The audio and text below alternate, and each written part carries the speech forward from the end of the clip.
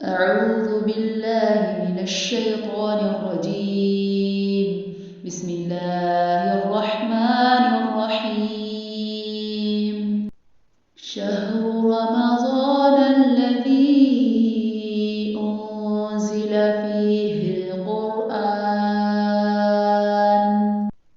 هدى للناس وبينات من الهدى والفرقان،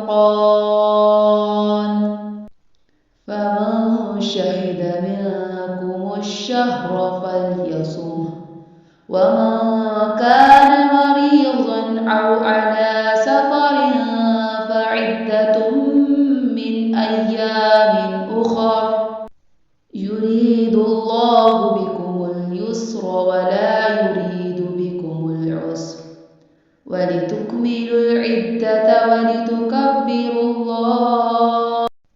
ولتكبروا الله على ما هداكم ولعلكم تشكرون.